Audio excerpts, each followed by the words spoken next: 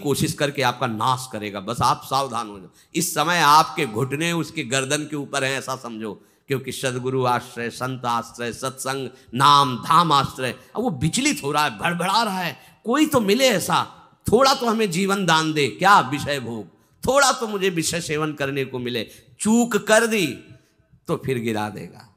परमहंस श्री ओंकारानंद सरस्वती जी ले जब बिल्कुल नई अवस्था में सामने उनके गए तो उनका, अच्छा बच्चा, बड़े भाग्यशाली हो, वैराग्य मार्ग में आए हो, पर ध्यान रखना, एक सांप को जब बंदर पकड़ता है तो बोले ऐसे ऐसे जड़ में रगड़ता है, फिर देखता, सू तो नहीं बोला, फिर रगड़ता है, और वो मरने पर भी रगड़ता ही रहता है कि कहीं इसमें जान न।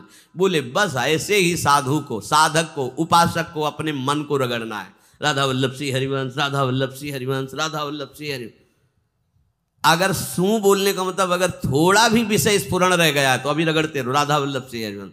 फिर सच्ची कहते भजन करना नहीं पड़ता, जैसे भजन थोड़ी करना पड़ता है ही नहीं भजन, किसी और कुछ क्या करें, कुछ है ही नहीं यंत्रों में, वो स्फुरते केवल वही। अब उसको भजन थोड़ी करना है, रह ही नहीं गया, कुछ करना ही नहीं रह गया है। हंस रहे, खेल रहे, बात कर रहे, खा रहे, पी रहे, चल रहे, ठाड़े बैठे परे उताना, कबीर काहे हम राय ठिकाना, हर समय।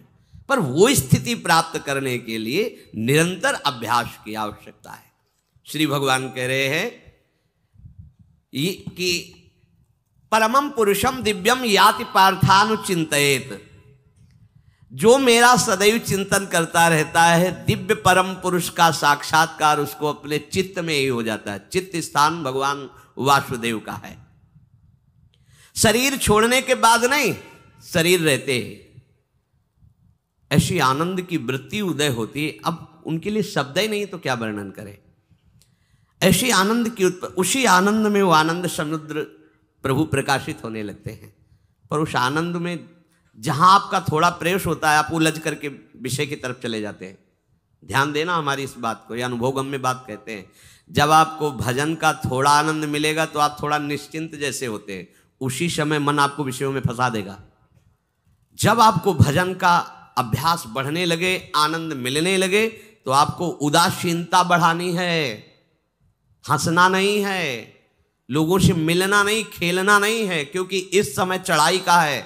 आनंद स्फुरित होने लगा, बचाओ, बिल्कुल आसपास से सुरक्षित हो जाओ। वो आनंद ही आपको ऊपर ऐसी स्थिति में ला देगा जहां ये विषय नहीं ले जाएंगे। भगवान कह रहे परमम पुरुषम दिव्यम याति पार्थानुचिंतयन्, जो निरंतर अभ्यास चिंतन का करता है उसे चित्त में ही भगवत साक्षात्कार हो जाता है।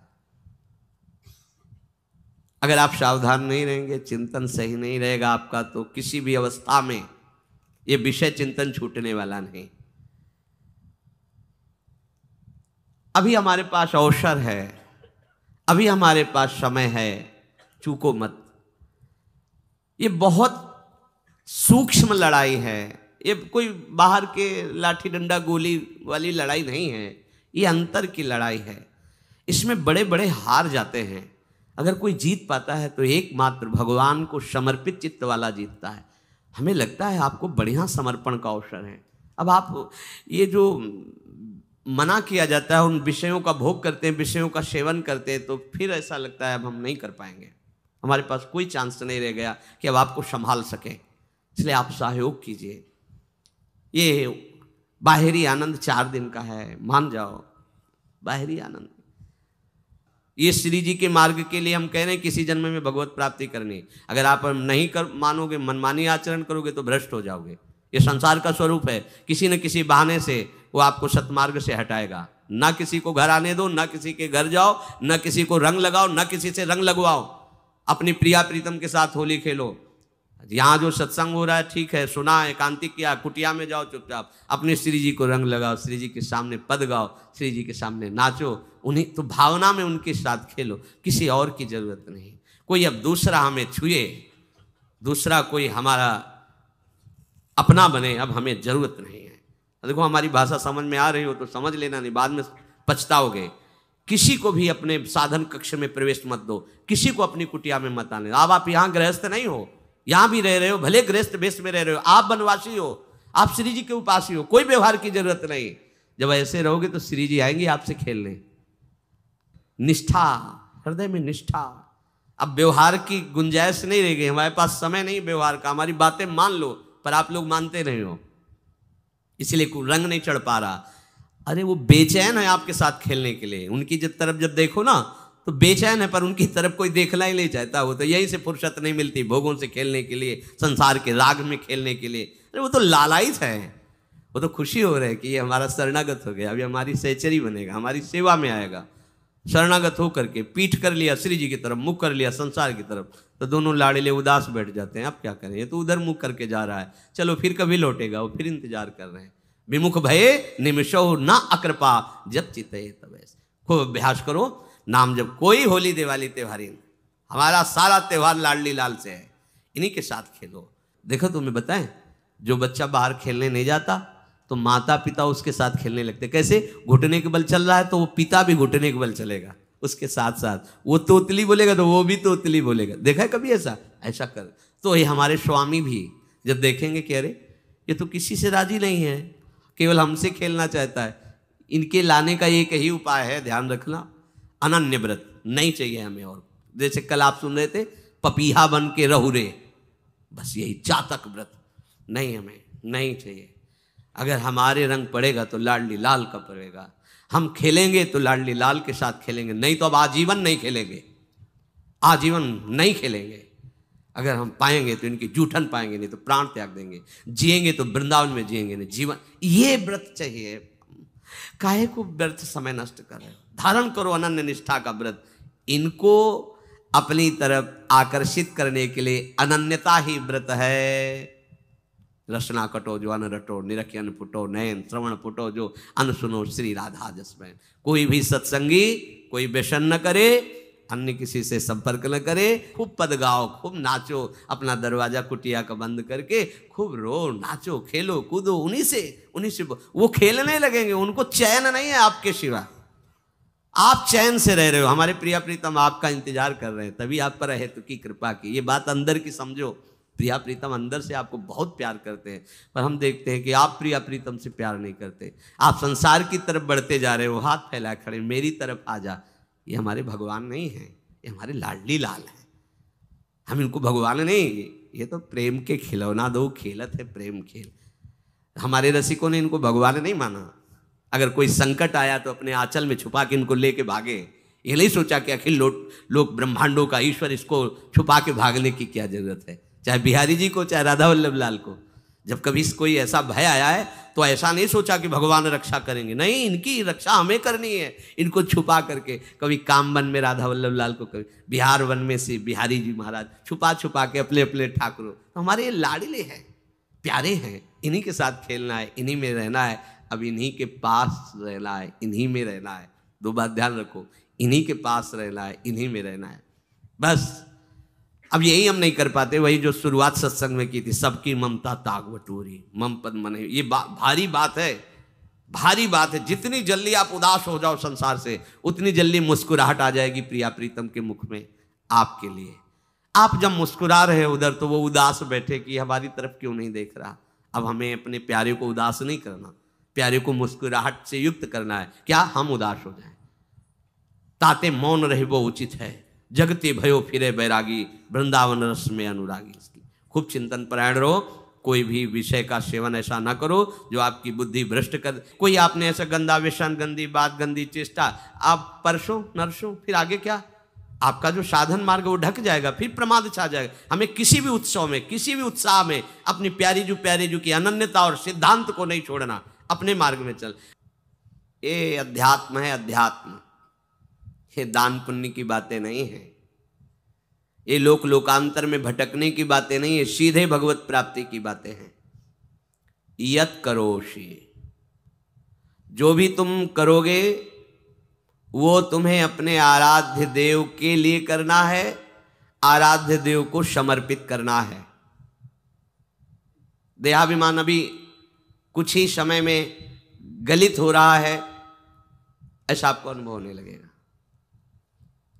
कैसे समझेंगे? देहाभिमान गलित हो रहा है जब आपका अपमान हो और आपको कोई फर्क न पड़े, आपका सम्मान हो, आपको कोई हर्ष नहीं हुआ, बड़ा लाभ हो गया, कोई सुख नहीं हुआ, बड़ी हानि हो गई, कोई दुख नहीं हुआ। शरीर स्वस्थ है, कोई हर्ष का विषय नहीं। शरीर अस्वस्थ है, कोई शोक का विषय नहीं। यह है देहाभिमान गलित होने का स्वरूप। यत करोषि, तो जो भी हम करें, पापाचरण भी करें तो श्री भगवान को अर्पित कर दें। बोले नहीं, तस्मात् शास्त्रम प्रमाणम ते कार्याकार्यो व्यवस्थितो, जो तुम्हें करना है उसमें प्रमाणित कार्य करने हैं शास्त्र के अनुसार। यत करोषि, अब जो भी करोगे शास्त्र सम्मत करोगे और प्रभु को समर्पित करोगे, देहाभिमान बहुत जल्दी गलित हो जाएगा। यदश्नाशि, अशन भोजन, जो भी पाओगे पहले प्रभु को भोग लगाओगे, देहाभिमान गलित हो जाएगा। मान लो मेरी बात, ये सब 4 दिन के उत्सव, 4 दिन की चांदनी है। शोक समाज पूरा तैयार हो रहा है हमारे ऊपर आक्रमण करने के लिए। तुम्हें क्या पता, शोक का अंधेरा छाने के पहले ही व्यवस्थित जहां पहुंचना है वहां पहुंच जाओ, फिर अंधेरा छा जाएगा, कोई फर्क नहीं पड़ेगा। अभी आप यात्रा ही नहीं प्रारंभ किए हैं और अंधेरा आ गया तो मार्ग ढक जाएगा और जीवन व्यर्थ चला जाएगा। कुछ भी मत खाओ। कैसी धूर्तता हमारी बुद्धि में बैठी है। रसेंद्री की तृप्ति के लिए हम गुरुजनों की आज्ञा को रौंद करके चंद विषयों का सेवन करते हैं। धिक्कार है जीवन को। यदि आज्ञा उल्लंघन करके अमृत भी पीने को मिले तो विष हो जाएगा, ध्यान रखना। इंद्रियों की चाटुकारिता करते हद हो गई। अरे संसारी पुरुष में ऐसा देखे तो चलो, लेकिन जो भगवत मार्ग के पथिक, धिक्कार तुम्हारे जीवन को। प्रियाजू को बिना भोग लगाए अर्पित किए तुम पाने के लिए उत्साहित कैसे हो रहे हो।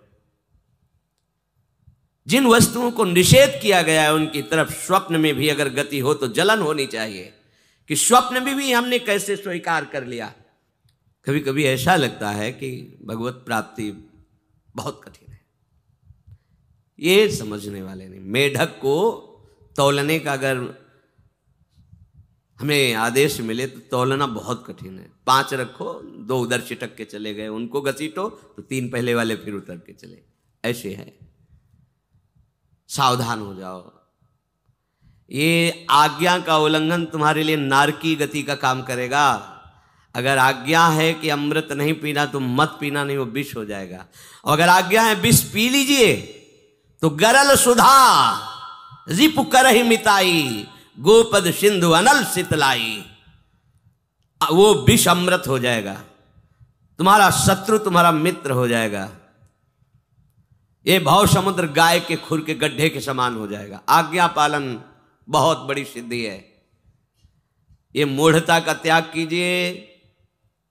आप जानते हो, जानते नहीं है? नहीं, तुम नहीं जानते हो, तुम्हें वो जान रहे हैं।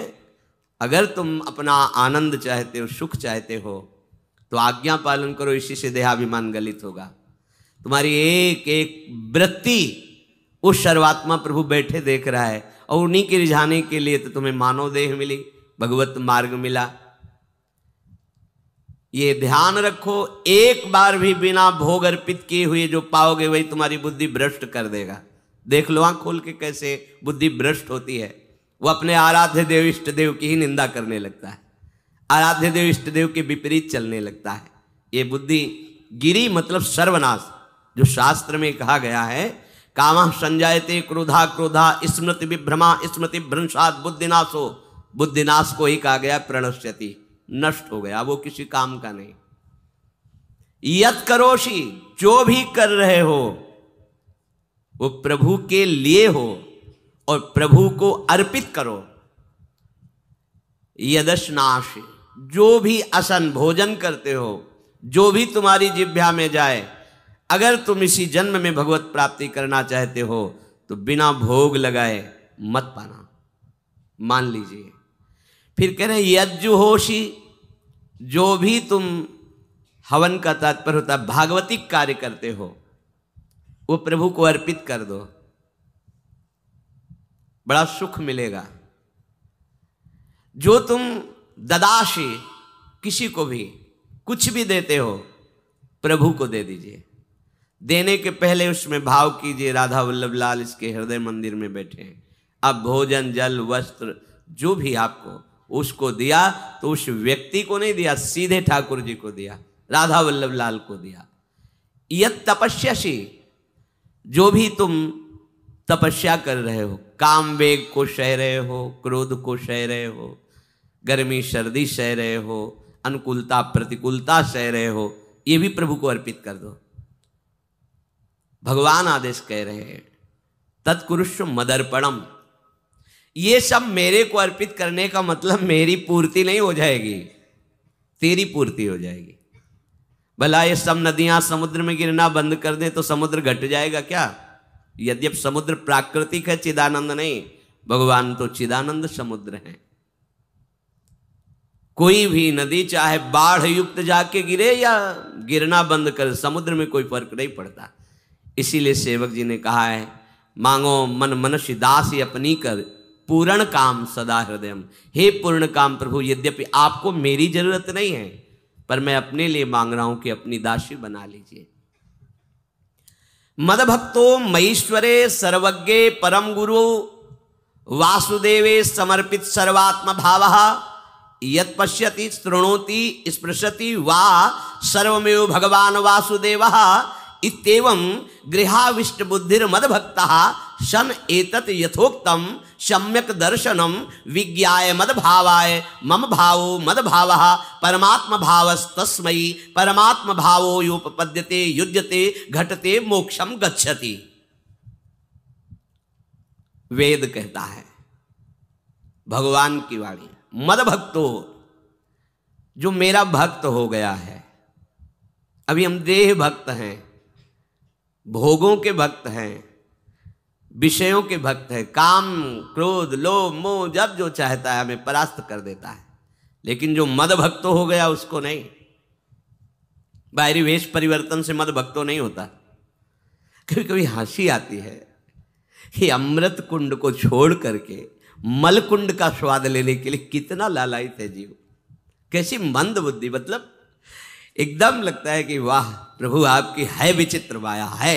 ये इधर कूदे तो अमृत कुंड है, इधर कूद रहा है मल कुंड है। वो जानबूझ करके अमृत को त्याग करके मल कुंड में जा रहा है, जहां हमारी प्यारी जी और प्यारे जी की ऐसी सुख वृत्ति है। वेणु कानन कुणित श्रवण सुंदर सुनत मुक्ति सम सकल सुख पाए पग पेलिरी। मोक्ष सुख को भी लात मार करके जिस सुख में बढ़ा है, कैसा कैसा तुम्हारा आश्रय है। हमारे युगल सरकार का ऐसा सुख है कि मोक्ष सुख थूक देने योग्य हो जाता है, और आप युगल सरकार को एक तुच्छ विषय के लिए छोड़ देते। कैसे भक्त हो तुम, कैसे हो तुम? खुद प्रश्न करके देखो। कभी तुम्हें अपने ऊपर धिक्कार नहीं आता? अपने को बहुत चतुर समझते हो, अपने को बहुत प्रवीण समझते हो कि कोई नहीं जानता हम क्या खाते हैं, कोई नहीं जानता हम कहां जाते हैं, कोई नहीं जानता हम कैसे खिलाड़ी हैं कि खेल रहे। अरे पागल, तू कैसा खेल रहा है। ये जगन नाटक वैभवा, वो बैठे हुए डायरेक्टर सब कुछ देख रहा है और तुम्हारी कहानी लिख रहा है। बहुत होश में हो जाओ, हर समय तुम दृष्टि में हो, ऐसा मत समझो। मद भक्तो मईश्वरे सर्वज्ञ, समझ मैं सर्वज्ञ हूं, मैं सब कुछ देख रहा हूं। परम गुरु, मैं गुरुओं का भी गुरु, परम गुरु हूं। भगवान बोल रहे वो है, वही परम गुरु है, क्योंकि गुरु शब्द ही उन्हीं के आगे है, दूसरा कोई नहीं, कोई है ही नहीं दूसरा, दूसरो न कोई, वही परम गुरु है, क्योंकि उनके सिवा कोई है नहीं, वही है परम गुरु। बड़े करुणा में है। अगर ये सोचा जाए कि भगवान की वाणी और गुरु की वाणी अलग है तो भ्रम है आपको। भगवान की वाणी गूंज रही है, पकड़ो, आपको लगेगा बातें कर रहे हो, कहाँ गूंज रही है। अभी ट्रांजिस्टर लाइए, लखनऊ लगाइए, अभी बोलने लगेगा। तो वाणी गूंज रही ना लखनऊ की। कानपुर लगाइए, कानपुर बोल लेगा, क्योंकि उसमें पावर है उस वाणी को घसीटने का। एक यंत्र जैसा तुम्हारे अंदर तो पावर नहीं है, तुम अपने को बहुत पावरफुल समझते हो। एक इतना बड़ा ट्रांजिस्टर लाइए, उसे आप अभी लगाइए बम्बई, वो अगर स्टेशन आ रहा पकड़ में तो बोलने लगेगा कि बम्बई की आकाशवाणी से बोल रहा हूँ। आकाशवाणी पकड़ रहा है वो। तुम्हारे अंदर कितनी सामर्थ्य है। तुम गुरुवाणी सामने से नहीं पकड़ पा रहे हो, आकाशवाणी क्या पकड़ोगे। बहुत ज्ञानी, बहुत विज्ञानी, वो एक यंत्र पकड़ रहा है लोक के स्टेशनों को। अगर तुम मंत्र पकड़ लो तो तुम भगवान की वाणी ऐसे सुनोगे, ऐसे देखोगे, कहीं दूर थोड़ी है, सामने नृत्य करते रहते हैं। नेत्र खुले थोड़ा, पावर आप में है, जो मंत्र मिला है वो यंत्र पकड़ता है स्टेशन, पावर तुम्हारा सीधे पावर हाउस को पकड़ेगा। अखिल ब्रह्मांडों का पावर वासुदेवा समर्पित सर्वात्म भावः, तो यत् पश्यति यत् शृणोति स्पृशति, वो भगवान का स्पर्श करेगा, भगवान की वाणी सुनेगा, भगवान को ही देखेगा। कौन? जो मद भक्ता है। तो आप लोग बड़े कृपा पात्र हैं, भगवत मार्ग के पथिक बन गए। कहाँ फंसे हो यार, कहाँ? बड़ी हंसी आती है। साधक अपने छोटे से दोष को पहाड़ की तरह देखकर व्याकुल हो जाता है और गुरु और भगवान से पुकारता है, नाथ देखो मैं ऐसा, मुझे बचा लो। प्रभु अभी तक समर्पण नहीं हो पाया, उसे अपने में फुर्सत नहीं। जो मेरा हो जाता है वो निरंतर मेरा चिंतन करता है, इसलिए मैं उसको सुनाई देता हूं। तुम किसका चिंतन कर रहे हो? संसार का। तो क्या सुनाई दे रहा है? संसार।